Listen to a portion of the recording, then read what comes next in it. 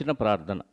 సకల ఆశీర్వాదాలకు కారణభూతుడా, భూమి ఆకాశములను సృజించిన సృష్టికర్త అయిన దేవ, మీ జ్ఞానవాక్కులు మేము నేర్చుకోవటానికి ఇష్టపడుతూ ఉండగా, మా అందరి విరోధి, మా అందరి శత్రువు అయిన అపవాది యొక్క తంత్రాలను మేము ఎరగని వారము కాదని మీ వాక్యం ద్వారా మాకు తెలియచేశారు.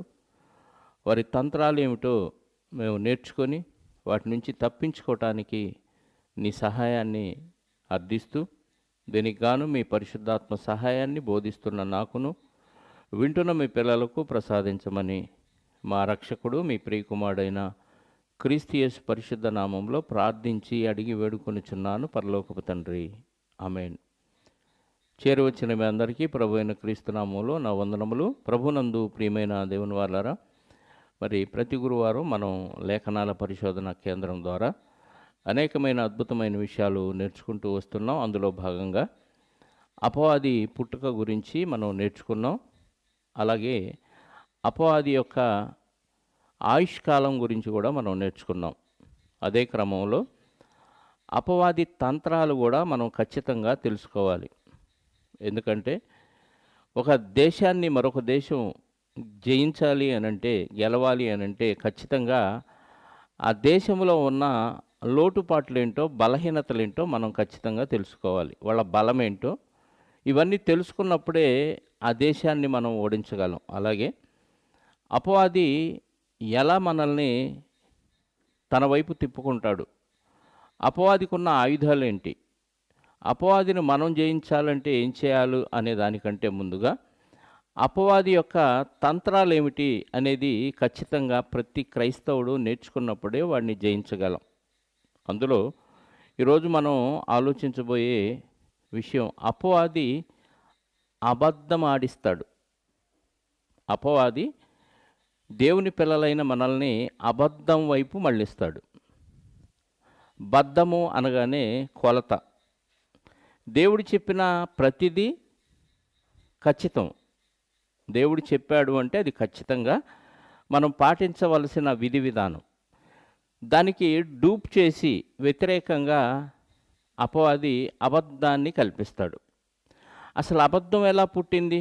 దేవుడు సత్యవంతుడు, న్యాయవంతుడు, పరిశుద్ధుడు కదా. మరి అలాంటిది అబద్ధం ఎలా పుట్టింది అని మనం ఆలోచిస్తే, యోహాను సువార్త 8వ అధ్యాయము 44వ వచనంలో చెప్తున్నాడు దేవుడు. చక్కని సమాధానాన్ని మనకు రాయించాడు. యోహాను సువార్త 8వ అధ్యాయము 44వ వచనంలో, మీరు మీ తండ్రియగు అపవాది సంబంధులు. అపవాది అనగానే కింద ఫుట్ నోట్లో సాతాను అని ఉంది.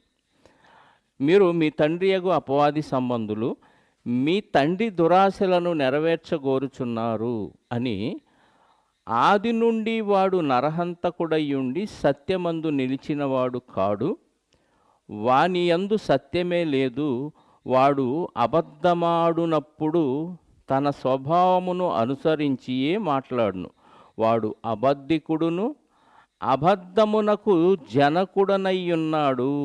అబద్ధమునకు జనకుడు అంటే అబద్ధం పుట్టటానికి కారణం వాడే, అబద్ధాన్ని కన్నది వాడే. దేవుడైతే అబద్ధం దేవుడిలో లేదు. దేవుడిలో నిజమే ఉంది, సత్యమే ఉంది, యథార్థమే ఉంది, పరిశుద్ధత ఉంది. అపవాది అబద్ధానికి జనకుడు అంటే వాడే అబద్ధం, వాడు అబద్ధాన్ని కన్నాడు. దేవుడు నిజమైతే అపవాది ఖచ్చితంగా అబద్ధం. అందుకే ఈరోజు ఏది ఒరిజినల్గా తయారైన వస్తువు దానికి డూప్లికేట్ తయారవుతుంది. ఒరిజినల్ నిజమైతే డూప్లికేట్ అబద్ధం. అలాగే మన దేశంలో చట్టం ఉంది. ఈ చట్టం నిజమైతే, చట్టం ఖచ్చితంగా ప్రతి ఒక్కరూ పాటించవలసిన విధానం అయితే, దానికి వ్యతిరేకంగా మరొక చట్టాన్ని చేయటమే అది అబద్ధం అవుతుంది. అంటే చట్టాన్ని వ్యతిరేకించటమే అబద్ధం. చట్టాన్ని మన చేతిలోకి తీసుకోవటం కూడా అబద్ధమే అవుతుంది. కనుక అబద్ధం అనేది ఎలా పుట్టింది అని మనం ఆలోచిస్తే, దేవుడు నిజమైతే దానికి డూప్లికేట్ చేసి అబద్ధంగా వాడు తయారయ్యాడు. వాడి వైపు అందరినీ మళ్ళించుకోవటమే వాడి యొక్క తత్వం, వాడి యొక్క స్వరూపం, వాడి యొక్క స్వభావం. కాబట్టి అబద్ధం అనేది అపవాది ప్రారంభించాడు, అబద్ధాన్ని అపవాదే కన్నాడు. కన్న అపవాది మొట్టమొదటి జంట అయిన ఆది దంపతుల్లో అవ్వమ్మ గారి మీద ప్రయోగించాడు. ఒకసారి ఆదికాండము 3వ అధ్యాయము మనం చదవగలిగితే, ఆదికాండము 3వ అధ్యాయంలో అబద్ధాన్ని ఎలా వాడు ప్రజెంట్ చేస్తాడో మనం చాలా జాగ్రత్తగా ఆలోచించాలి ప్రియులారా. అది అబద్ధము కాదు అన్న అబద్ధం అన్న విషయమే మనకు అర్థం కాకుండా చేస్తాడు. అంత చక్కగా అబద్ధాన్ని నిజంగా చెప్తాడు. ఆదికాండము 3వ అధ్యాయంలో, దేవుడైన యెహోవా చేసిన సమస్త భూజంతువుల్లో సర్పము యుక్తి గలదై ఉండెను. అది ఆ స్త్రీతో, ఇది నిజమా? ఏమంటే ఒక క్వశ్చన్ రైజ్ చేస్తున్నాడు ఇక్కడ. అసలు అబద్ధం అంటే ఏంటో తెలియని ఆమెకు ఒక క్వశ్చన్ ఇచ్చాడు. ఏంటంటే నిజమా అని. అంటే ఒక ప్రశ్న అనేది నిజమా అనే ప్రశ్న వచ్చిందంటే దానిలో అనుమానం రేకెత్తించే మాట అది.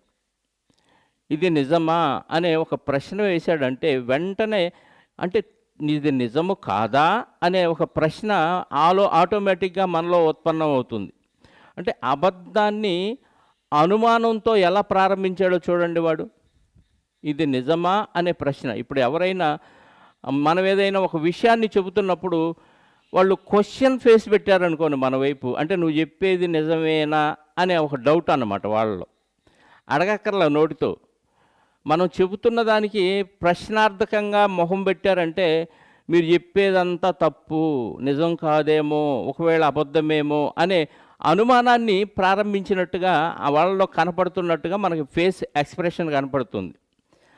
అది ప్రారంభంలో వాళ్ళకి మంచి చెడులు అంటే ఏంటో అనుభవపూర్వకంగా తెలియని ఆ స్థితిలో ఇది నిజమా అనే ఒక ప్రశ్న అక్కడ ప్రారంభించాడు.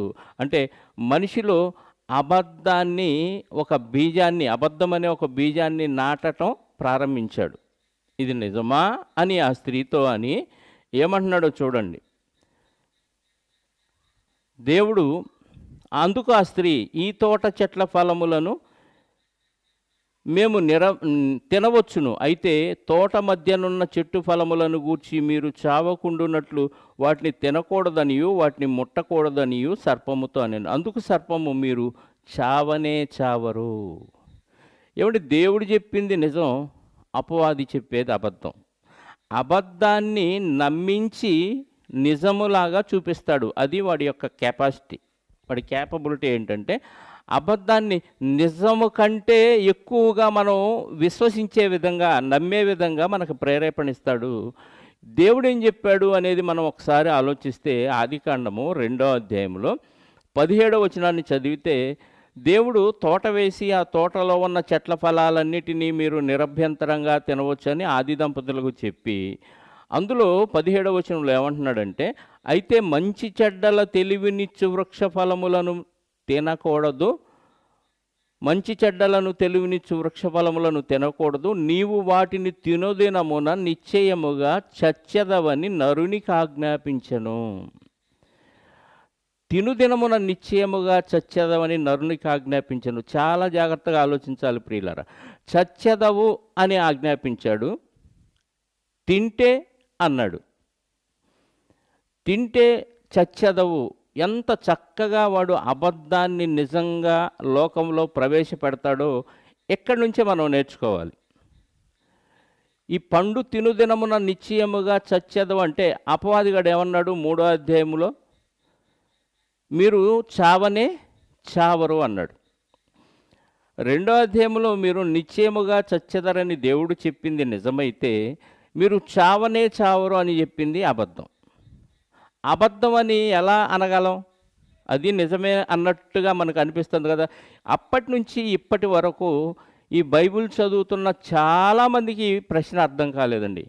ఇందులో చావు అనేది దేని గురించి ప్రస్తావించబడిందో అర్థం కాకుండా అబద్ధాన్ని అందరు భక్తులు నమ్మే విధంగా ప్రేరేపించేశాడు అందరినీ. అబద్ధాన్నే నమ్మేశారు. ఎందుకంటే దేవుడు చెప్పిన చావేంటి? తినుదినమున నిశ్చయముగా చచ్చెదవు అంటే ఒకవేళ శరీర సంబంధమైన చావు గురించి దేవుడు చెప్పాడు అనుకుందాం. మరి వాళ్ళు పండు తినగానే చావలేదు కాబట్టి ఇప్పుడు ఎవరి మాట నెగ్గినట్టుగా కనపడుతుంది? అపవాది మాటే నెగ్గినట్టుగా కనపడుతుంది. ఎందుకంటే దేవుడేమో తినుదినమున నిశ్చయముగా చచ్చెదరు అని వాళ్ళకి ఆజ్ఞాపిస్తే, అపవాదేమో మీరు చావనే చావరు అని ఖండితంగా చెప్పినప్పుడు ఎవరి మాట నెరవేరిందంటే దేవుడి మాట ఏమో తప్పిపోయినట్టుగా ఉంది, అపవాది మాట ఏమో నెరవేరినట్టుగా మనకి ఇక్కడ కనపడుతుంది. ఇప్పుడు చావు అనేది దేని గురించి దేవుడు ప్రస్తావించాడంటే, సహజంగా మన కళ్ళ ముందు జరుగుతున్న ఈ మరణాల గురించే మనం చావు అనుకుంటాం. చావు అని ఎక్కడున్నా, మరణం అని ఎక్కడున్నా ఖచ్చితంగా ఇదిగో శారీరకంగా మనం మరణించేదే మనకి జ్ఞాపకం ఉంటుంది, అదే గుర్తొస్తుంది. కాబట్టి మీరు నిశ్చయముగా చచ్చెదరు అని దేవుడు చెప్పిన ఆ మాట శారీరక మరణం అనుకున్నారు. అపవాదేమో మీరు చావనే చావరు అనగానే మీరు నిజంగా శరీరంతో చనిపోరు అని అపవాదే నిజం చెప్పాడు అన్నట్టుగా అనిపిస్తుంది. ఎందుకంటే వాళ్ళు తినగానే చనిపోలేదు, వారు ఆ పండు తినగానే చనిపోలేదు. చావు అని దేని గురించి చెప్పాడు దేవుడు అని మనం ఆలోచిస్తే, చావు అనేది ఎడబాటు. దేంతో ఎడబాటు అంటే దేవునితో ఎడబాటు. దేవునితో ఎడబాటునే చావు అని దేవుడు చెప్పాడు. మీరు ఈ పండు తిన్నారంటే నా ఆజ్ఞను అతిక్రమించారు, ఆజ్ఞను అతిక్రమించటం వలన పాపం చేస్తారు. కాబట్టి పాపం చేసిన ఎవరు నాకు దగ్గరగా ఉండరు, మీరు ఎడబాటైపోతారు, చనిపోతారు అని ఏ ఉద్దేశంతో దేవుడు చెప్పాడంటే నాకు దూరం అయిపోతారు అనే ఉద్దేశంతో చెప్పాడు. దీనికి మనకు ఆధారం ఏంటి అని మనం జాగ్రత్తగా ఆలోచిస్తే, ఎఫెసీయులకు రాసిన పత్రిక 2వ అధ్యాయము 1వ వచనం. ఎఫెసీయులకు రాసిన పత్రిక 2వ అధ్యాయము 1వ వచనం.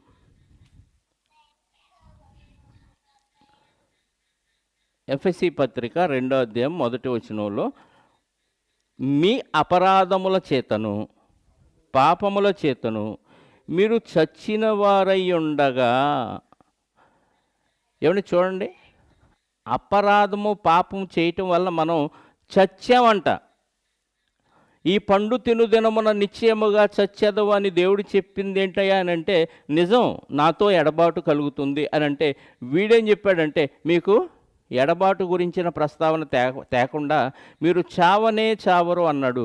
అంటే ఏ చావు గురించి చెప్పాడు అని అంటే, మీరు దేవునికి దూరం అవ్వరు, మీరు ఇంకా గట్టిగా చెప్పాలంటే మీరు దేవతలవలే ఉందురు అంటున్నాడు. చూడండి, దేవుడు చెప్పిందేమో నాకు దూరం అయిపోతారా నాయనా మీరు ఈ పండు తిన దినమున అని దేవుడు చెబితే, అపవాదిగాడు వచ్చి మీరేమి చావనే చావరు.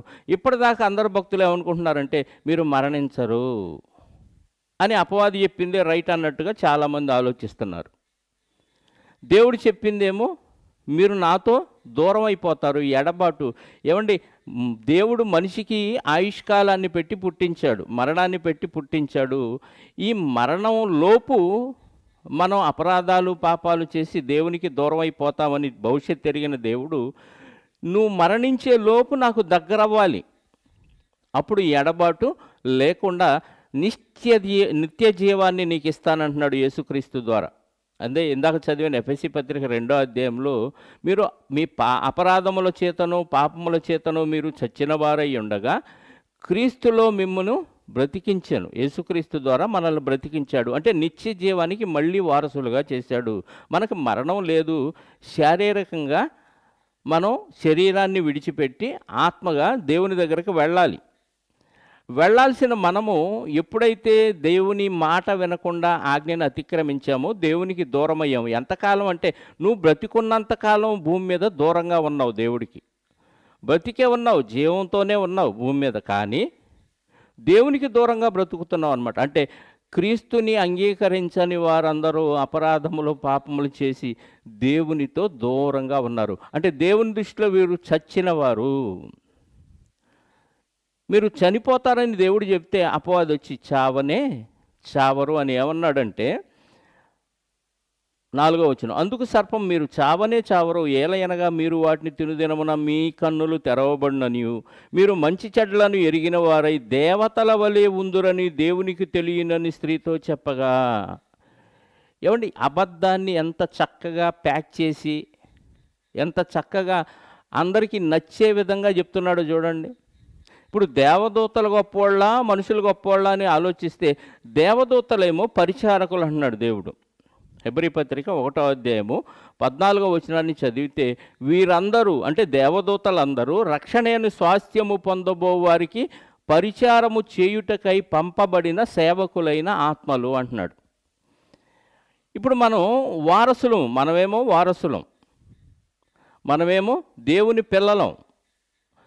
దేవుని పిల్లలు ఎక్కువ, పరిచారకులు ఎక్కువ అంటే వీడు పరిచారకుల్లాగా అయిపోతారు మీరంటే, మీరు దేవుని కుమారులుగా ఉన్నవారిని ఎంత చక్కగా పరిచారకులే గొప్పోళ్ళు మీకంటే అన్నట్టుగా భ్రమకు గురి చేశాడో చూడండి. అంటే అపవాది అబద్ధాన్ని చక్కగా చెప్పి ఒప్పిస్తాడు. ఆది దంపతులు పడిపోయారు, అక్కడి నుంచి అందరూ ఈ అబద్ధానికి పడిపోతూనే ఉన్నారు ప్రియులారా. ఈ అబద్ధానికి అందరూ పడిపోతున్నారు. ఎందుకనంటే వీళ్ళందరూ అపవాదికి అవకాశం ఇచ్చారు కాబట్టి అబద్ధానికి పడిపోతున్నారు. అవ్వమ్మ అపవాది మాట వినటానికి ఇష్టపడింది. యజమానుడు ఇంట్లో లేడు, యజమానుడు లేనప్పుడు నువ్వెవరో వచ్చి మాట్లాడుతున్నావు అనే మాట అనలేదు. వాడు రావడంతోనే ఆకర్షించే విధంగా ఇది నిజమా అనే ఒక అబద్ధాన్ని చక్కగా వినిపించాడు. దాంతో అనుమానం అనేది ప్రారంభమైంది అవ్వమ్మలో. ఇలా అబద్ధాన్ని చక్కగా ఇంజెక్ట్ చేస్తాడు. దేవుడు చెప్పని దాన్ని చెప్పినట్టుగా, చెప్పిన దాన్ని చెప్పనట్లుగా వాడు చక్కగా మసిపూసి మారేడుకాయ చేస్తాడు. ఇలా మనం బైబిల్లో ఆలోచిస్తూ పోతే చాలా ఉన్నాయి ప్రియులారా. నెక్స్ట్ కయ్యూను పుట్టాడు. కయ్యూను హేబేలు ఇద్దరు అర్పణలు ఇస్తాడు. ఆ అర్పణలో హేబేలు అర్పణ దేవుడు స్వీకరిస్తాడు, కయ్యూను అర్పణ స్వీకరించడు. ఇక్కడ కేవలం హేబేలుని కయ్యూని చంపటానికి కారణం ఏంటి అని మనం ఆలోచిస్తే ఏమి లేదండి, సరైన కారణం ఏమి లేదు. ఈ కయ్యూను దుష్టునికి అవకాశం ఇచ్చాడు కాబట్టి తమ్ముడని కూడా చూడకుండా చంపేశాడు. అంటే ఎక్కడ దాకా వెళుతుంది ఇది అని మనం ఆలోచిస్తే, తన మన అనే భేదం లేదు, రక్త సంబంధం లేదు, ఏ బంధం దీనికి అడ్డు రాకుండా ఒక అసూయ అనేదాన్ని ఇతను కలిగి ఉన్నాడు. ఆ అసూయ ద్వారా అపవాదిగాడు ఎంటర్ అయిపోయాడు. అసూయ కలగటానికి కారణం ఏంటి అని అంటే, ఇతను వాక్యానికి ప్రాధాన్యత ఇవ్వలేదు. అంటే విశ్వాసము లేనివాడుగా ఉన్నాడు కయ్యూను. విశ్వాసం ఎప్పుడైతే లేకుండా పోయిందో వెంటనే అపవాదిగాడు ఎంటర్ అయిపోతాడు. అందుకే ఆదికాండం 4వ అధ్యాయము 7వ వచనంలో ఒకసారి మనం ఆలోచించగలిగితే, కయ్యూనుతో దేవుడు మాట్లాడుతూ ఏమంటున్నాడంటే, నీవు సత్క్రియ చేసిన ఎడల తల ఎత్తుకొనవా. సత్క్రియ అంటే వాక్య సంబంధమైన క్రియ, వాక్య సంబంధమైన పని, అంటే దేవుడికి ఇష్టమైన పని. నీవు సత్క్రియ చేసిన ఎడల తల ఎత్తుకొనవా, సత్క్రియ చేయని ఎడల వాకిట పాపము పొంచియుండును.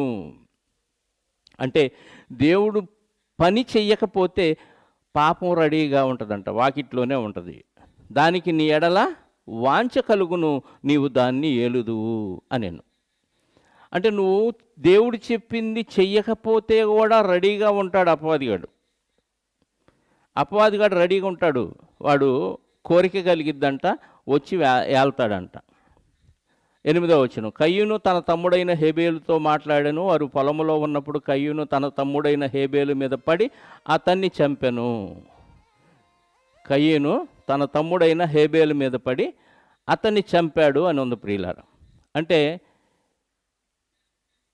కయ్యూను చంపటానికి కారణం ఏంటి, కయ్యూను హేబేలుని చంపటానికి కారణం ఏంటి అని మనం ఆలోచిస్తే కేవలం అసూయ, అంతే, ఏమి లేదు అక్కడ, కారణం ఏమి లేదు, కేవలం అసూయ ఎంతవరకు వెళ్ళింది అని మనం ఆలోచిస్తే మర్డర్ చేసే అంతవరకు వెళ్ళింది. నాకు దక్కంది ఇంకెవరికి దక్కకూడదు, నా బలి అంగీకరించలేదు దేవుడు, నా బలిని అంగీకరించలేదు కాబట్టి ఇంకా ఎవరి బలి అంగీకరించకూడదు, హేబేలే లేకపోతే దేవుడు ఖచ్చితంగా నా బలి అంగీకరిస్తాడు అనే ఆలోచనతో హేబేల్ని కయ్యూను చంపాడు. అంటే అపవాదికి మనం అవకాశం ఇస్తే ఎంత దాకా తీసుకెళ్తాడో ఒకసారి ఆలోచించండి ప్రియులారా.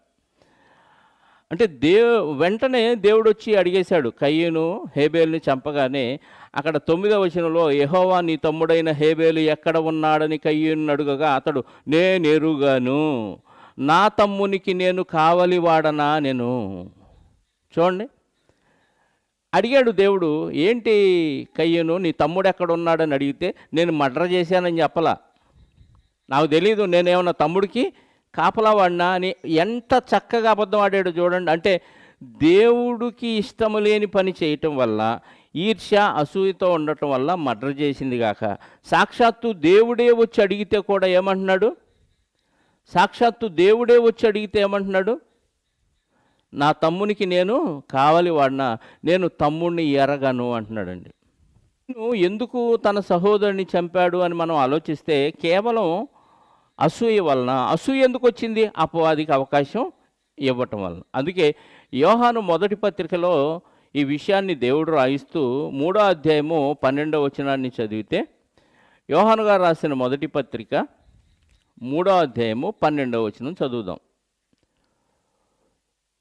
మనము కయ్యూను వంటి వారమై ఉండరాదు, మనము కయ్యూను వంటి వారమై ఉండరాదు, వాడు దుష్టుని సంబంధి, తన క్రియలు చెడ్డవియు తన సహోదరుని క్రియలు నీతిగలవియునై ఉండెను గనుకనే కదా అంటున్నాడు. అంటే ఇక్కడ కయ్యూను చంపటం వెనుక కారణం ఏంటి అని మనం ఆలోచిస్తే, కయ్యూను చంపటానికి దుష్టుని సంబంధి అంటున్నాడండి. అంటే దుష్టుని సంబంధి కాబట్టి మర్డర్ చేశాడు, దుష్టుని సంబంధి కాబట్టి దేవునితోనే అబద్ధం ఆడుతున్నాడు, దేవునితోనే అబద్ధాన్ని ఆడుతున్నాడు ప్రియులారా. అంటే దుష్టుని సంబంధించిన వాళ్ళందరూ అబద్ధం ఆడుతున్నారు.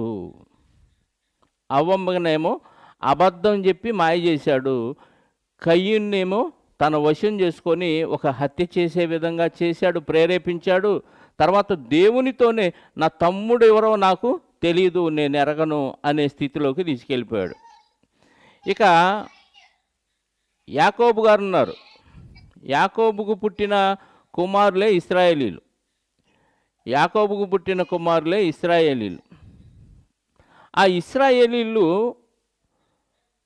చిన్నప్పటి నుంచి వాళ్ళు గొర్రెలను కాసుకుంటూ ఉండేవాళ్ళు. ఆదికాండము 37వ అధ్యాయము మొదటి నుంచి మనం చదవగలిగితే, యాకోబు గారు 12 మంది ఇశ్రాయేలీలను కంటాడు. ఆ ఇశ్రాయేలీలు అందరూ చిన్నపిల్లలుగా యవ్వన వయసులో ఉన్నప్పుడు వారు యాకోబు యొక్క మందను మేపటానికి అరణ్యానికి వెళ్ళిపోతూ ఉంటాడు. ఆ సందర్భంలో యాకోబు చిన్న కుమారుడైన యోసేపు వారి గురించిన సమాచారం తండ్రికి చేరవేయటానికి, వారికి ఆహారం తీసుకెళ్ళటానికి యాకోబు గారు ఉపయోగిస్తాడు. ఆ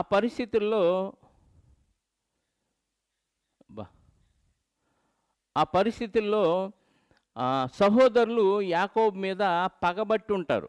ఎందుకు పగబట్టారు అని కేవలం మనం ఆలోచిస్తే 4వ వచనాన్ని జాగ్రత్తగా చదువుదాం. ఆదికాండం 37వ అధ్యాయము 4వ వచనం. అతని సహోదరులు తమ తండ్రి అతనిని తమ అందరికంటే ఎక్కువగా ప్రేమించుట చూచినప్పుడు వారు అతని మీద పగబట్టి అతని క్షేమ సమాచారమైనను అడుగలేకపోయిరి, అతని క్షేమ సమాచారమైనను అడుగలేకపోయిరి. అంటే అతని మీద పగబట్టారు. ఎందుకు పగబట్టారు అని మనం ఆలోచిస్తే, కేవలం తండ్రికి ఇష్టడుగా ఉన్నాడు, చిన్నోడు కాబట్టి తల్లిదండ్రులు కొంచెం ముద్దు చేయటం, గారాం చేయటం సహజం. అన్నలుగా తండ్రిలాగా తమ్ముడిని ప్రేమించాల్సిన వాళ్ళు ఏం చేశారు ఇక్కడ అని ఆలోచిస్తే పగబట్టారంట. ఏంటి పగబట్టాల్సినంత నేరం ఏమన్నా చేశాడా యోసేపు అని ఆలోచిస్తే, అక్కడ నేరం ఏం చేయలేదు, తండ్రి ప్రేమించాడు.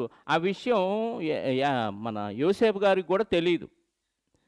తండ్రి అన్నల కంటే నన్ను ఎక్కువగా ప్రేమిస్తున్నారన్న విషయం తెలియదు, ఎందుకంటే తక్కువ వయసు కలిగిన వాడు కాబట్టి.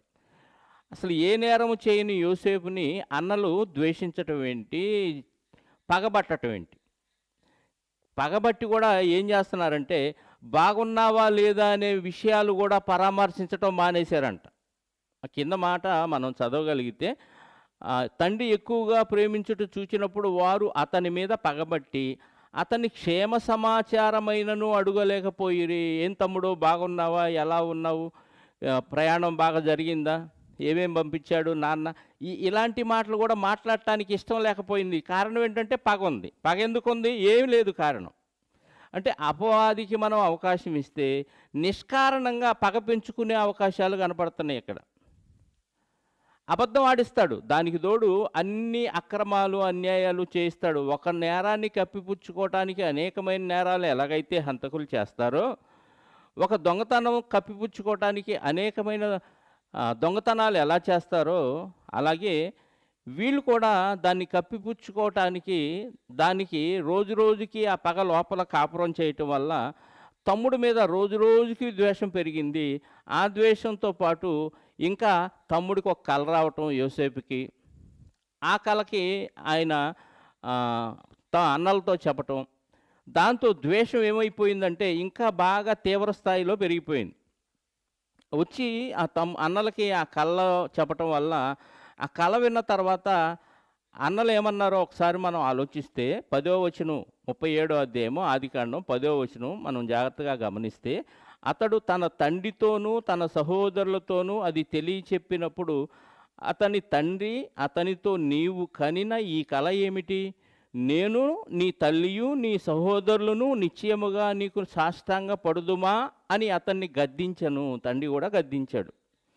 అంటే కలలో అందరూ ఈయనకు నమస్కారం చేస్తారన్న భావన ఉంది. అప్పుడు 11వ వచనంలో అతని సహోదరులు అతని యందు అసూయపడిరి, అయితే అతని తండ్రి ఆ మాట జ్ఞాపకమందుంచుకొనెను. అన్నలు ఈ కళతో ఇంకా అసూయ పెరిగిపోయింది, ఈర్ష్య పెరిగిపోయింది. అంటే మేము వాడికి నమస్కారం చేయాలంట, వాడి పాదాల దగ్గర పడాలంట, అమ్మా నాన్న కూడా వీడి పాదాల దగ్గర పడిపోవాలంట. వాడికి వచ్చిన కళ పిల్లోడు కదా ఏదో చెప్పాడు ఏంటోలే అనుకోవాలి, కానీ ఆ కళ ఏంటో వాడి నిజం చెప్పాడా అబద్ధం చెప్పాడా, లేకపోతే వాడు చెప్పింది దూరాలోచన ఏదో చేసి మేమంతా నీకు సాష్టాంగ నమస్కారం, కలభావం ఏం చెప్పాలి అక్కడ యోసేపు గారు, కలభావం ఏం చెప్పాలి, నాకు వచ్చిన కళ ఇది అని చెప్పాడే తప్ప కలభావం చెప్పలేదు. అలాంటిది వీళ్ళే ఆలోచించుకొని కలభావాన్ని వీళ్ళే మలుచుకొని మేమే నీకు నమస్కారం చేయాలా, మేం కాకపోతే అమ్మా నాన్న కూడా నమస్కారం చేయాలా అని అసూయను పెంచుకున్నారంట. అసూయను పెంచుకొని ఎప్పుడైతే తండ్రి వీళ్ళ సమాచారం కనుక్కోవటానికి, క్షేమ సమాచారం కనుక్కోవటానికి యోసేపుని అరణ్యంలో మందను మేపుచున్న అన్నల దగ్గరికి పంపించాడో, దూరం నుంచి చూశాడంట యోసేపు రావటం. ఈ అన్నలందరూ చూసి అప్పుడు ఏమనుకుంటున్నారు అనేది మనం చాలా జాగ్రత్తగా ఆలోచిస్తే ప్రియులరా, 14 నుంచి చదువుదాం. అప్పుడు అతడు, నీవు వెళ్ళి నీ సహోదరుల క్షేమము మందక్షేమమును తెలుసుకొని నాకు వర్తమానము తెమ్మని అతనితో చెప్పి హెబ్రోను లోయలో నుండి అతన్ని పంపాను. అంటే యాకోబు గారు యోసేపు గారిని పంపించారు. అతడు షెకెమునకు వచ్చాను. అతడు పొలములో ఇటు అటు తిరుగుచుండగా ఒక మనుషుడు అతన్ని చూసి, నీవేమి వెతుకుచున్నావని అతన్ని అడిగాను. అంటే యోసేపుని అడిగాడు. అందుకు అతడు, నేను నా సహోదరులను వెతుకుచున్నాను, వారు ఎక్కడ మందను మేపుచున్నారో అది దయచేసి నాకు తెలుపుమని అడిగాను. అందుకు ఆ మనుషుడు, ఇక్కడి నుండి వారు సాగి వెళ్ళిరి, వారు దోతానుకు వెళ్ళుదము రండని చెప్పుకొనుట వింటినని చెప్పాను. అతడు యోసేపు తన సహోదరుల కోసం వెళ్ళి దోతానులో వారిని కనుగొనెను. అతడు దగ్గరకు రాకమునుపు, జాగ్రత్తగా వినండి 18వ వచనం, యోసేపు దగ్గరకు రాకమునుపు వారు దూరము నుండి అతన్ని చూచి అతన్ని చంపుటకు దురాలోచన చేసిరి. చూసారా? ఏమంటే తండ్రి ప్రేమించటంతో కోపం పెట్టుకున్నారు, హృదయంలో కక్ష పెట్టుకున్నారు, పగ పెట్టుకున్నారు. ఆ పగ కాస్త మళ్ళీ కళల్లో చెప్పేసరికి కళ వలన అసూయ పడ్డారు. అసూయ కాస్త ఎక్కడి దాకా వెళ్ళిందంటే మర్డర్ చేసేదాకా వెళ్ళిందండి. వీటన్నిటికి కారణం ఏంటంటే అపవాదికి అవకాశం ఇవ్వటమే. లోకములో ఏదైతే దేవుడు వద్దన్నాడో దాన్ని మనం కలిగి ఉండటమే అబద్ధం. దేవుడు లోకములో ఉన్నవన్నీ క్షయమైపోయి, అవి మీకొద్దు, శరీరాశ, నేత్రాశ, జీవపడంబం ఇవన్నీ ఉండే కాదు, నా వలన పుట్టినవి కాదు, అవి లోకము నుండి పుట్టినవి అన్నాడు. ఈ లోకములో ఉన్న ఈ ఆశలను వీళ్ళు కలిగి ఉన్నారు కాబట్టి సహోదరుడి మీద వాళ్ళు అసూయ పట్టడం, మర్డర్ చేసేదాకా వెళ్ళిపోయారండి. అతన్ని చూసి చంపుటకు దురాలోచన చేసిరి. వారు, ఇదిగో ఈ కళ్ళ కనువాడు వచ్చుచున్నాడు, వీని చంపి ఇక్కడి నుండి ఇక్కడనున్న ఒక గుంటలో పారవేసి దుష్టమృగము వీడిని తినివేసినని చెప్పుదాము. మళ్ళీ వెంటనే తండ్రికి ఏం చెప్పాలో కూడా ప్లాన్ వేసేసారు. చంపేసి మనం చంపామని చెప్పకుండా మృగం తిందే, ఇదిగో ఈ అంగీ నీ కొడుకుదో కాదో చూసుకో అని యోసేపుకి తండ్రి ఇష్టంగా కుట్టించిన అంగీని తీసుకెళ్ళి యాకోబు గారికి ఇస్తారు ప్రియులారా. ఇదంతా మనం ఆలోచించినప్పుడు అపవాది దుష్టుడికి అపవాదికి అవకాశం ఇవ్వటం వలన ఎవరైనా సరే ఇదిగో దేవుడు చెప్పనివి, దేవునికి ఇష్టం లేని అబద్ధాన్ని కలిగి ఉంటారు, అబద్ధాన్ని చేస్తారు. చివరికి హత్య చేసేదాకా కూడా దారి తీసిందంటే ఎంత అవకాశం అపవాదికి ఇచ్చారో మనం ఆలోచించాలి. వాడు అందుకే అబద్ధానికి జనకుడై ఉన్నాడని చెప్తున్నాడు. మరొక సందర్భాన్ని కూడా మనం ఆలోచించగలిగితే, దేవుడు ఆజ్ఞలు ఇచ్చినప్పుడు ఇశ్రాయేలీలకి ఆ ఆజ్ఞల్లో ఖచ్చితంగా ఒక ఆజ్ఞ వాళ్ళకి జారీ చేశాడండి. సంఖ్యాకాండం 19వ అధ్యాయము 11వ వచనం చదివితే, సంఖ్యాకాండము 19వ అధ్యాయము 11వ వచనం చదివితే అందులో ఖచ్చితంగా చెప్పాడు అబద్ధమాడొద్దు అని. సంఖ్యాకాండము 19వ అధ్యాయము 11వ వచనంలో చదువుదాం.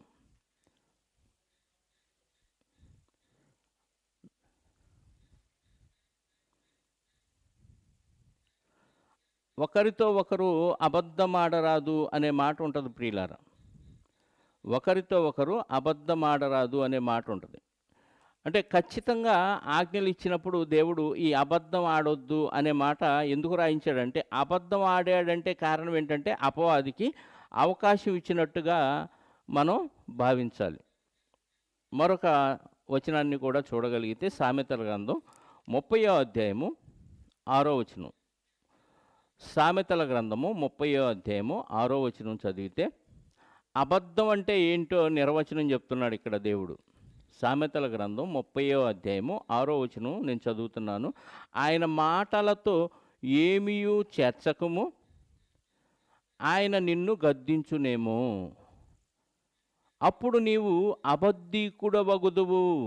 అంటే దేవుడు చెప్పిన దానిలో ఏది చేర్చినా మనం అబద్ధీకుడు అయిపోయినట్టే. ఒకటి చేర్చకూడదు, ఒకటి తీసివేయకూడదు అన్నాడు ప్రకటన గ్రంథం 22వ అధ్యాయము 18-19 వచనాలు.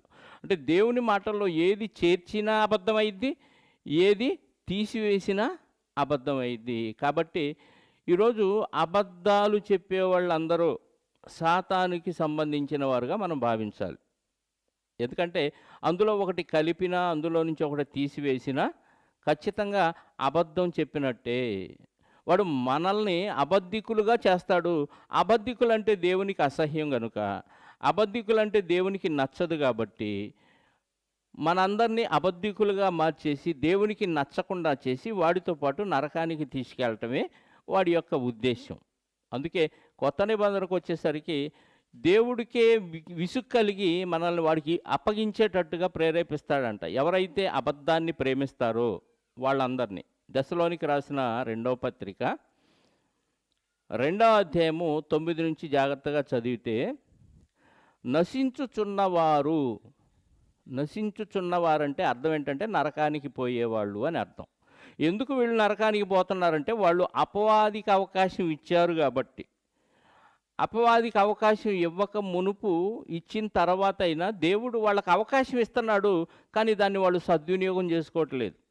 ఏంటి దేవుడిచ్చిన అవకాశం అని మనం ఆలోచిస్తే, నశించుచున్నవారు తాము రక్షించబడుటకై, నశించుచున్నవారు నరకానికి పోయేవారు రక్షించబడటానికి దేవుడిచ్చిన అవకాశం ఏంటంటే సత్య విషయమైన ప్రేమను అవలంబింపకపోయిరి కనుక. ఏమంటే నరకానికి పోయేవాడు చేయాల్సింది ఏంటంటే క్రీస్తును అంగీకరించి క్రీస్తు ద్వారా ప్రేమను అవలంబించాలి, అంటే పాటించాలి. నరకానికి ఎందుకు పోతున్నారు వీళ్ళంటే, ఇదిగో దేవుడు క్రీస్తు ద్వారా అనుగ్రహించిన ప్రేమను పొందుకొని దాన్ని అవలంబించలేదంటే అర్థం ఏంటి? పాటించలా. అలా పాటించలేదు కాబట్టి సత్య విషయమైన ప్రేమను అవలంబించకపోయిరి గనుక వాని రాక అబద్ధ విషయమైన సమస్త బలముతోనూ నానా విధములైన సూచక్రియలతోనూ మహత్కార్యములతోనూ దుర్నీతిని పుట్టించు సమస్త మోసముతోనూ నశించుచున్న వారిలో సాతాను కనపరుచు బలమును అనుసరించుచుండును. అందుచేత సత్యమును నమ్మక, అంటే వాక్యంలో ఉన్న వాస్తవం ఏంటో నమ్మకుండా వాళ్ళు ఏం చేస్తారంటే దుర్నీతి యందు అభిలాష గల వారందరూ, దుర్నీతి, నీతి అంటే దేవుని మాట, దుర్నీతి అంటే అపవాది మాట. వీళ్ళకి దేవుని నీతి యందు అభిలాష లేదు. దుర్నీతి యందు అభిలాష గల వారందరూ శిక్షావిధి పొందుటకై అబద్ధమును నమ్మునట్లు మోసము చేయు శక్తిని దేవుడు వారికి పంపుచున్నాడు. నువ్వు సత్యాన్ని నమ్మవురా, నువ్వు అబద్ధాన్నే నమ్ముతావు, అంటే అపవాదిగాడి మాటనే నమ్ముతావు కాబట్టి ఇదిగో మోసపోండి అనే ఆ శక్తిని, అంటే అపవాదికి వాళ్ళని అప్పగిస్తాడనమాట. ఎందుకు వీళ్ళని అపవాదికి అప్పగించారంటే వీళ్ళు నశించుతున్నవారు. ఎందుకు వీళ్ళు నశిస్తున్నారు అంటే వీళ్ళకి అబద్ధం అంటేనే ఇష్టం. వాళ్ళు రక్షించబడటానికి దేవుడు సత్య విషయమైన ప్రేమను కనపరిచాడు, వాళ్ళకి అందించాడు, కానీ దాన్ని వాళ్ళు అవలంబించలేదంట. ఎందుకు అవలంబించలేదంటే వాళ్ళకి అబద్ధం అంటే బాగా ఇష్టం కాబట్టి ఆ మోసం చేసే శక్తిని దేవుడు వాళ్ళకి పంపుచున్నాడు. అంటే దేవుడు ప్రయత్నం చేశాడు, మారాలి, సత్య విషయమైన ప్రేమను అనుభవించాలి మీరు అనే విషయాన్ని వాళ్ళకి పరిచయం చేసినా వాళ్ళు దాన్ని పట్టించుకోలేదు, నమ్మలేదు. ఎందుకంటే వాడికి అబద్ధం అంటే బాగా ఇష్టం, అద్భుతాలు, మహత్కార్యాలు, సూచక్రియలు అంటే ఇష్టం కాబట్టి వాళ్ళు నశించుచున్న వారి జాబితాలోకి వెళ్ళిపోయారు. అంటే కారణం కేవలం అబద్ధం అంటే వాళ్ళకి ఇష్టం, నిజం అంటే వాళ్ళకి ఎన్నడూ ఇష్టం లేదు. ఇప్పుడు అబద్ధాన్ని ప్రేమించి ఇలా చేసిన వాళ్ళందరూ ఎక్కడికి వెళ్ళిపోతారంటే ఖచ్చితంగా నరకానికి వెళ్ళిపోతారని ప్రకటన గ్రంథం 22వ అధ్యాయము 15వ వచనంలో రాయబడింది. ప్రకటన గ్రంథం 22వ అధ్యాయము 15వ వచనంలో నరకానికి వెళ్ళే వాళ్ళ లిస్టులో కొంతమంది లక్షణాలు రాయబడ్డాయి. కుక్కలంటే భూమి మీద తిరిగే కుక్కలు కాదు, మనుషులే కుక్క బుద్ధి కలిగిన వారని అర్థం. కక్కిన కూటికి ఆశపడే స్వభావం కలిగిన వాళ్ళు కుక్కలు అంటాడు దేవుడు. మాంత్రికులను, వ్యభిచారులను, నరహంతకులను, విగ్రహారాధకులను, అబద్ధమును ప్రేమించి జరిగించు ప్రతివాడును వెలుపటనుందురు. అబద్ధమును ప్రేమించి జరిగించేవాడు అంటే అబద్ధమైన అపవాదిని ప్రేమించేవాడు, వాడి పనులే వీళ్ళకి ఇష్టం. ఎక్కడికి వెళ్ళిపోతారు? వెలుపట ఉందురు అంటే నరకంలో పడతారు. ఇంకా క్లారిటీగా మనకు అర్థం అవ్వాలంటే 21వ అధ్యాయము అదే ప్రకటన గ్రంథం 8వ వచనంలో కూడా ఒక లిస్ట్ ఇచ్చాడు, అందులో కూడా ఈ అబద్ధికులు ఉన్నారు.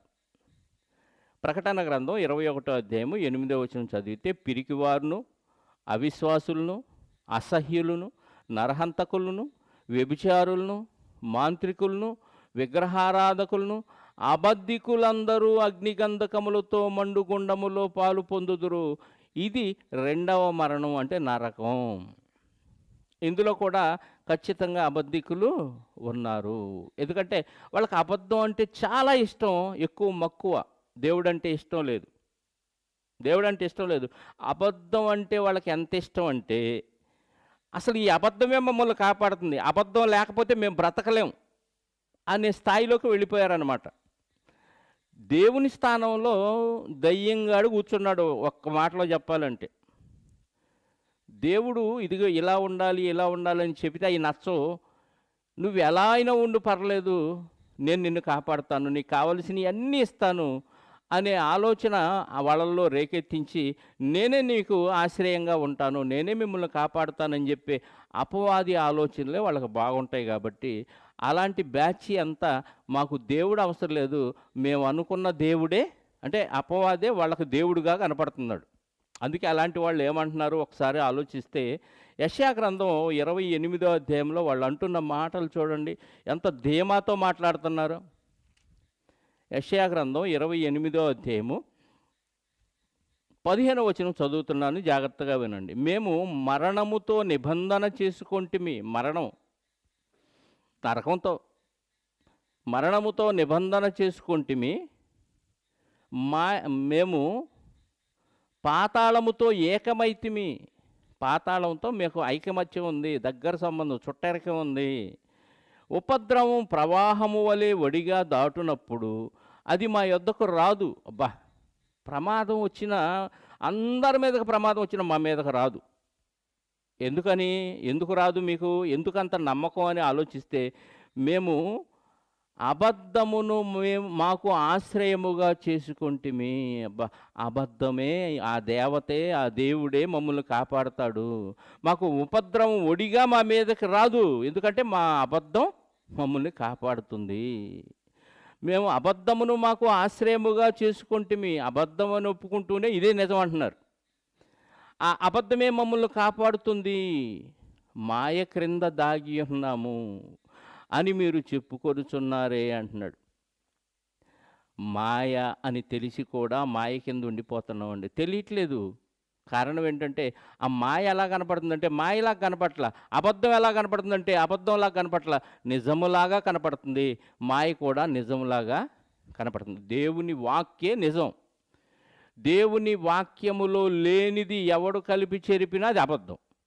అందులో ఒకటి కలపొద్దు, తీసేయొద్దు అన్నాడు కాబట్టి ఎవరేది కలిపినా అది అబద్ధం. ఉదాహరణకి అబద్ధములో ఉన్నవారికి ఉన్న ధీమా ఎంత ధైర్యమో తెలుసా? ఎంత ధైర్యం అంటే, ఇంకా దేవుడు అవసరం లేదు మాకు, మేము సంపాదించిన ధనమే మాకు రక్ష అనే ఆలోచనలోకి వెళ్ళిపోతారు. మనకి ఎగ్జాంపుల్గా లూకాసు వార్త 12వ అధ్యాయము, లూకాసు వార్త 12వ అధ్యాయము 16వ వచనం నుంచి జాగ్రత్తగా చదివితే ఒక ధనవంతుడి గురించి యేసుక్రీస్తు వారు చెప్తారు ప్రియులారా. ఒక ధనవంతుని పొలము సమృద్ధిగా పండెను. 16వ వచనం నుంచి ఉంటుంది. ఆయన వారితో ఈ ఉపమానము చెప్పాను. ఒక ధనవంతుని భూమి సమృద్ధిగా పండెను. అప్పుడు అతడు, నా పంట సమకూర్చుకున్నటకు నాకు స్థలము చాలదు కనుక నేనేమి చేతునని తనలో తాను ఆలోచించుకొని, నేను ఇలాగు చేతును, నా కొట్లు విప్పి వాటికంటే గొప్ప వాటిని కట్టించి అందులో నా ధాన్యమంతటిని, నా ఆస్తిని కూర్చుకొని, నా ప్రాణమా అనేక సంవత్సరములకు విస్తారమైన ఆస్తిని కూర్చబడి ఉన్నది, సుఖించుము, తినుము, త్రాగుము, సంతోషించుమని చెప్పుకొందుననుకొనెను. అంటే పంట విస్తారంగా పండింది, కొట్లు చాలకపోతే కొట్లు పడగొట్టి పెద్ద కొట్లు కట్టించి ఆ కొట్లలో ఆ ధాన్యం అంతా కూర్చుకొని ఇప్పుడు ప్రాణంతో చెప్పుకోవాలనుకుంటున్నాడు, నీకు అనేక సంవత్సరాలకు కావలసిన సమృద్ధి అయిన ఆహారం కూర్చాను కాబట్టి నువ్వు హ్యాపీగా తిను, తాగు, సుఖించు, సంతోషించు అని చెప్పుకుందాం అనుకుంటున్నాడు. అంటే అతని ధైర్యం ఏంటి? నాకు ఆహారం ఉంది, కొదువు ఉంది, నేను ఇప్పుడే చనిపోను, నాకు సమృద్ధి ఉంది. ఆశ్రయంగా చేసుకున్నాడు దేన్ని? ధాన్యాన్ని ఆశ్రయంగా చేసుకొని నాకు ఇంకా ఏ ప్రాబ్లం లేదు, కేవలం తినటం సుఖపడటం అని అనుకుంటున్నాడు అంతే. ఇలాంటి వాడు మాయ కింద దాగి ఉన్నాడు. అబద్ధాన్ని ప్రేమించాడు. ఆ ధాన్యం ఉంటుంది కానీ నువ్వు ఉండవు తినటానికి. అదే దేవుడు అంటున్నాడు, ఈ రాత్రి వెర్రివాడా, ఈ రాత్రి నీ ప్రాణమును అడుగుచున్నారు. ఈ రాత్రి నువ్వు పోతే ఈ ధాన్యం అంతా ఏమైద్దిరా? దీన్నే ఆశ్రయంగా చేసుకొని నన్ను పక్కన పెట్టావు కదా. నువ్వు ఈ యొక్క అబద్ధాన్ని, నీ కళ్ళ ముందున్న ఈ ధాన్యం అంతా నువ్వే తింటాను అనుకుంటే పొరపాటు. ఈ రాత్రి నువ్వే వెళ్ళిపోతే, నువ్వే చనిపోతే ఈ ధాన్యం ఏమవుతుందిరా వెర్రోడా అని చెప్తున్నాడు దేవుడు. ఇది అర్థమైపోతే ఇంకా అబద్ధాన్ని ఎవ్వరూ నమ్మరండి. మరొక ధనవంతుడు ఉన్నాడు బైబిల్లో, 16వ అధ్యాయం అదే లూకాసు వార్తలో. ఆ ధనవంతుడికి బాగా ధనం ఉంది. కేవలం ధనం ఉంది ఎందుకయ్యానంటే తినటానికి, తాగటానికి, సుఖపడటానికి. అదే అనుకున్నాడు. అలా జీవితం అంతా గడిపాడు. ఒకానొక రోజు చనిపోయాడు. ఇప్పుడు ఆయన కూడబెట్టిన ధనం, ఆయన పొందిన ఆ శరీర సుఖం అతనితో పాటు రాలేదు. ఎందుకంటే నిజం అనుకొని అబద్ధాన్ని ప్రేమించాడు. అబద్ధమైన ఈ దేహాన్ని కూడా విడిచిపెట్టాడు. 22వ వచనం నుండి 16వ అధ్యాయము లూకాసు వార్త 22 నుంచి చదివితే, ఆ దరిద్రుడు కూడా చనిపోయి దేవదూతల చేత అబ్రహాము రొమ్మున అనుకుంటే కొనిపోబడెను. ధనవంతుడు కూడా చనిపోయి పాతిపెట్టబడెను. అప్పుడు అతడు పాతాళములో బాధపడుచు కన్నులెత్తి దూరము నుండి అబ్రహామును అతని రొమ్మున ఆనుకొని ఉన్న లాజరును చూచి, తండ్రివైన అబ్రహామా, నా యందు కనికరపడి తన వేలి కొనను నీళ్లలో ముంచి నా నాలుకను చల్లార్చుటకు ఆ లాజరును పంపించు, నేను ఈ అగ్నిజ్వాలల్లో యాతన పడుచున్నానని కేకలు వేసి చెప్పాను. అందుకు అబ్రహాము, కుమారుడా, నీవు నీ జీవిత కాలమందు నీకిష్టమైనట్టు సుఖం అనుభవించావు. అంటే నువ్వు ధనాన్ని నమ్ముకున్నావు, అబద్ధాన్ని నమ్ముకున్నావు కాబట్టి నువ్వు మాయ కింద ఉన్నావు. ఆ లాజరు కష్టమే అనిపించాడు కాబట్టి ఇదిగో ఈరోజు అక్కడ వాడు నెమ్మది పొందుతున్నాడు, నువ్వు యాతన పెట్టబడుతున్నావు అంటున్నాడు. అంటే అపవాది మాటలు విని మనకి లోకములో కనిపించేవన్నీ నిజాలనుకొని భ్రమపడి వాటి కోసమే మనం పరిగెత్తి వాటి కోసమే అందరినీ విడిచిపెట్టి సత్య విషయమైన ప్రేమను అవలంబించకపోతే ఖచ్చితంగా మనం అబద్ధము కింద ఉన్నవాళ్ళమే, అబద్ధానికి జనకుడైన అపవాది ఆధీనంలో ఉన్నవారమే. వాక్యం ఉంటుంది, జ్ఞానం ఉంటుంది, కానీ సత్య విషయమైన ప్రేమను అవలంబించలేకపోవటం వల్ల దేవుడు అబద్ధాన్ని నమ్మునట్లు మోసము చేసే శక్తికి దేవుడు వాళ్ళని విడిచిపెడతాడు అని ఖచ్చితంగా వ్రాయబడింది ప్రియులారా. ఇర్మియా గ్రంథం 3వ అధ్యాయం 13వ అధ్యాయము మరొక వచనాన్ని చూడగలిగితే, ఇర్మియా గ్రంథము 13వ అధ్యాయము 25వ వచనం చదువుదాం. ఇర్మియా గ్రంథము 13వ అధ్యాయము 25వ వచనం. నీవు అబద్ధమును నమ్ముకొనుచు నన్ను మరచితివి గనుక ఇది నీకు వంతు. నువ్వు ఏమి నమ్మి ఏమి విడిచిపెట్టావంటే అబద్ధాన్ని నమ్మి నన్ను మరిచిపోయావు అంటున్నాడు దేవుడు ఇశ్రాయేలీయుల గురించి. నువ్వు అబద్ధాన్నే నమ్మావు అంటున్నాడు. అబద్ధాన్ని అన్నీ కాపీ చేశాడు అపవాది కూడా. దేవుడు ఏదైతే చెప్పాడో, దేవుడు ఏదైతే సమాజంలో ప్రవేశపెట్టాడో వాటన్నిటికీ డూప్లికేట్ చేస్తాడండి అపవాది. దేవుడు ప్రవక్తలను పెట్టాడు, దేవుని మాటలు ప్రజలకు తెలియచేయటానికి దేవుడు ప్రవక్తలను పెట్టాడు. దేవుడు పెట్టిన ప్రవక్తలు అయితే వీడు అబద్ధ ప్రవక్తలను ప్రవేశపెట్టాడు. చూసారా? దేవుడేమో తన మాటలు తెలియజేసే నిజమైన ప్రవక్తలను దేవుడు ప్రవేశపెడితే అపవాదిగాడు ఏం చేస్తాడు? డూప్లికేట్ ప్రవేశపెడతాడు. ఒకసారి మత్తయి సువార్త 7:15 చదివితే, మత్తయి సువార్త 7వ అధ్యాయము 15వ వచనం చదువుదాం. మత్తయి సువార్త 7వ అధ్యాయము 15వ వచనం చదివితే, అబద్ధ ప్రవక్తలను గూర్చి జాగ్రత్త పడుడి, వారు గొర్రెల చర్మమును వేసుకొని మీ యొద్దకు ఒత్తురు, కానీ లోపల క్రూరమైన తోడేళ్ళు. అబద్ధ ప్రవక్తలు ఎలాంటి వాళ్ళు అంట?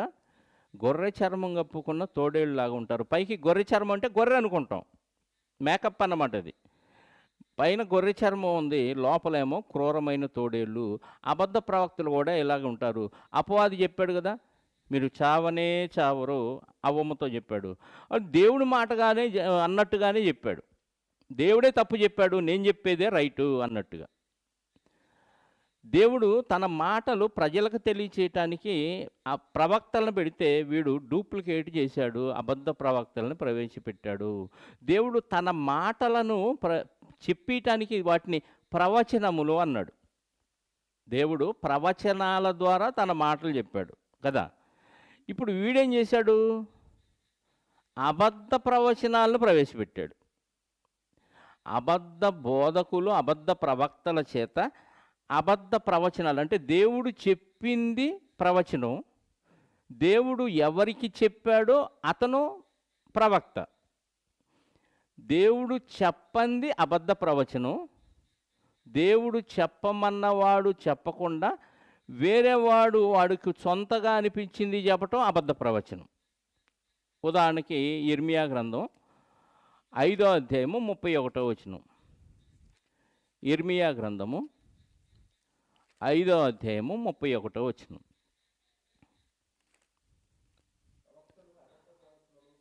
ప్రవక్తలు అబద్ధ ప్రవచనములు పలికెదరు, యాజకులు వారి పక్షమున ఏలుబడి చేసెదరు. అలాగు జరుగుట నా ప్రజలకు ఇష్టము, దాని ఫలము నొందునప్పుడు మీరేమి చేయుదురు అంటున్నాడు. అబద్ధ ప్రవక్తలు ప్రవచనాలు పలుకుతారంట.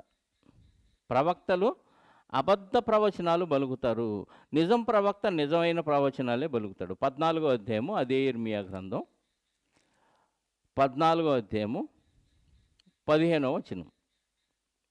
కావున నేను వారిని పంపకపోయినను నా నామమును బట్టి ఖడ్గమైనను క్షామమైనను ఈ దేశములోనికి రాదని చెప్పుచు అబద్ధ ప్రవచనములు ప్రకటించు ప్రవక్తలను గూర్చి యెహోవా ఇలాగు సెలవిచ్చున్నాడు. ఏమండి ఈరోజు కరోనా పోయిద్దని ఎంతోమంది ప్రవక్తలు ప్రవచనాలు చెప్పారు, ఏం పోలకు.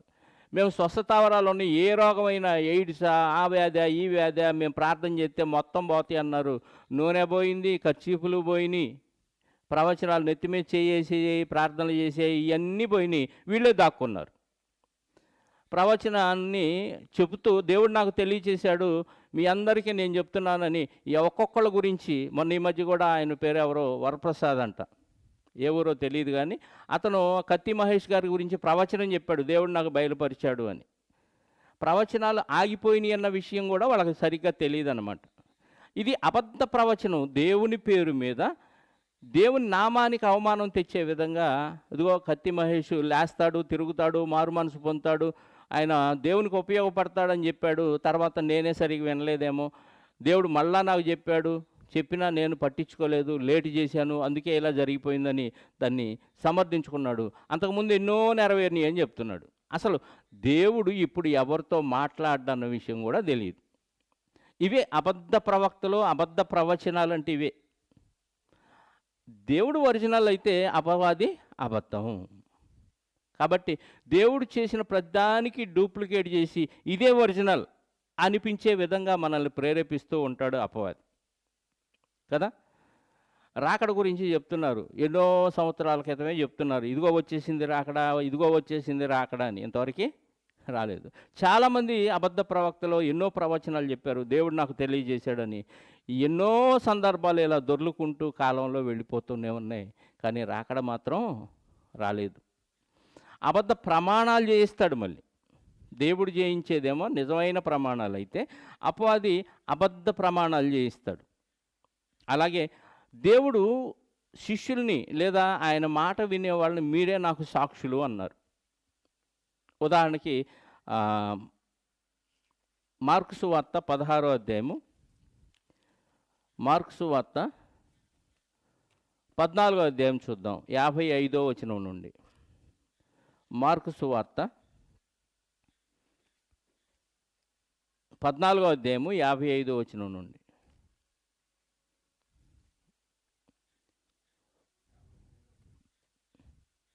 మార్కు సువార్త 14వ అధ్యాయము 55వ వచనం నుండి. ప్రధాన యాజకులను మహాసభ వారందరూ యేసును చంపవలనని ఆయన మీద సాక్ష్యము వెతికిరి కానీ ఏమీ వారికి దొరకలేదు. అనేకులు ఆయన మీద అబద్ధ సాక్ష్యములు పలికినను వారి సాక్ష్యములు ఒక్కదానికి ఒకటి సరిపడలేదు. ఈయన చంపటానికి ఎన్నో ప్రాణులు వేశారంట, ఎన్నో అబద్ధ సాక్ష్యాలు కూడా ప్రవేశపెట్టారు, ఒక్కటే సరిపడలేదంట అక్కడ. అప్పుడు కొందరు లేచి చేతి పని అయిన ఈ దేవాలయమును పడగొట్టి 3 దినములలో చేతి పని కాని మరి ఒక దేవాలయమును నేను కట్టుదునని వీడు చెప్పుచుండగా వింటిమని ఆయన మీద అబద్ధ సాక్ష్యము చెప్పిరి కానీ అలాగైనను వీరి సాక్ష్యము సరిపడలేదు. ఏమంటే యేసుక్రీస్తు వారిని చంపటానికి ఎన్ని అబద్ధ సాక్ష్యాలు అక్కడ కల్పించారో చూడండి. ఇంకేమంటున్నారు, అలాగైనాను వీరి సాక్ష్యం సరిపడలేదు. ప్రధాన యాజకుడు వారి మధ్యను నిలిచి ఉత్తరమేమీ చెప్పవా, వీరు నీ మీద పలుకుచున్న సాక్ష్యమేమని యేసును అడిగాను. అయితే ఆయన ఉత్తరమేమీ చెప్పక ఊరకుండెను. ఆయన రుజువు చేసుకోవాలంటే సింపుల్ కదా, కానీ ఎన్నో అబద్ధ సాక్ష్యాలు ఆయన మీద మోపటానికి ప్రయత్నం చేశారు. చివరికి వారి కేకలే గెలిచిన ప్రియులారు.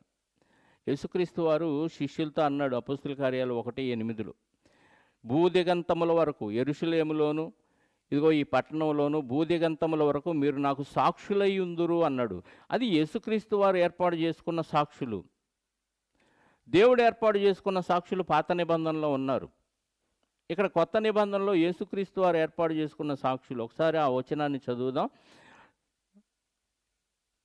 అయినను పరిశుద్ధాత్మ మీ మీదికి వచ్చినప్పుడు మీరు శక్తి నొందెదరు గనుక మీరు యెరూషలేములోను యూదయ సమరయ దేశముల యందంతటా భూదిగంధముల వరకు నాకు సాక్షులై ఉందురని వారితో చెప్పాను. భూదిగంతముల వరకు నాకు సాక్షులు. ఇది యేసుక్రీస్తుకు సాక్షులు, పాత నిబంధనలో యెహోవాకు సాక్షులు, టోటల్గా దేవుని సాక్షులు. ఇప్పుడు చాలామంది ఈ కాలంలో లేకపోయినా మేము దేవుని సాక్షులు, యెహోవా సాక్షులు అని చెప్పేవాళ్ళు కొంతమంది, క్రీస్తు సాక్షులు అని చెప్పేవాళ్ళు కొంతమంది. క్రీస్తు సాక్షులు అని చెప్పుకోవటానికి మనకు అర్హత ఉంది. కానీ అబద్ధాన్ని నమ్మిన వాళ్ళు కూడా మేము క్రీస్తు పరిచారకులం, క్రీస్తు సాక్షులం అని చెప్పుకుంటున్నారు ప్రియులారా. అందుకే చివరిగా కడవరి దినాల్లో అబద్ధ ప్రవక్తలు, అబద్ధ బోధకులు ఉంటారని దేవుడు ముందే తిమోతి పత్రికలో రాయించాడు. ఒకసారి ఆ మాట కూడా చూద్దాం. తిమోతికి రాసిన మొదటి పత్రిక 4వ అధ్యాయము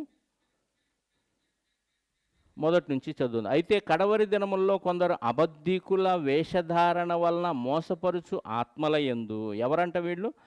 అబద్ధికుల వేషధారణ వలన మోసపరుచు ఆత్మల యందు అంటే దయ్యముల బోధ యందు లక్ష్యముంచి విశ్వాస భ్రష్టులగుదురని ఆత్మ తేటగా చెప్పుచున్నారు. అసలు ఉన్న విశ్వాసం నుంచే దూరంగా వెళ్ళిపోతారు, భ్రష్టులు అయిపోతారు. ముందు విశ్వాసులే, తర్వాత పిశాచులు అయిపోతారు. ఎందుకంటే అబద్ధాన్ని నమ్మారు కాబట్టి. ఆ అబద్ధికులు వాత వేయబడిన మనస్సాక్షి గలవారై వివాహము నిషేధించుచు సత్య విషయమైన అనుభవ జ్ఞానము గల విశ్వాసులు కృతజ్ఞతాస్థుతులు చెల్లించి పుచ్చుకొని నిమిత్తము దేవుడు సృజించిన ఆహార వస్తువులు కొన్నిటిని తినుట మానవాళ్ళని చెప్పుదురు. ఇది తిండి గురించి. దేవుడు సృజించినట్లు కొన్ని తినకూడదు, కొన్నే తినాలి అని చెప్తారంట. ఎందుకు? వీళ్ళు వాత వేయబడిన మనస్సాక్షి కలిగిన వాళ్ళు, అబద్ధాన్ని కలిగిన వారు కాబట్టి కడవరి దినాల్లో ఇలాంటి వాళ్ళు వస్తారని దేవుడు ముందే చెప్పాడు. అది పాత నిబంధనలో కూడా అబద్ధానికి జనకుడు వారి పనులు ఆ తరాల్లో ఏ తరాల్లో వారు ఎవరి చేత అబద్ధాన్ని చెప్పించాలో, ఎవరి చేత వాడు తన అబద్ధాన్ని నెరవేర్చుకోవాలో అవన్నీ వాడు నెరవేర్చుకుంటూ వచ్చాడు ప్రియులారా. కాబట్టి అపవాది తంత్రాల్లో వాడు ఉపయోగించేది ఏంటంటే ఒరిజినల్కి డూప్లికేట్.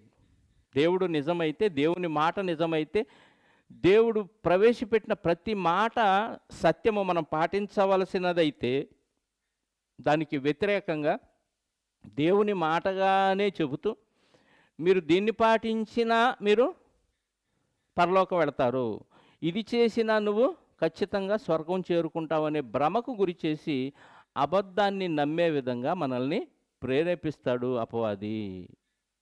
అబద్ధాన్ని నమ్మేటట్టుగా మనల్ని ప్రేరేపిస్తాడు.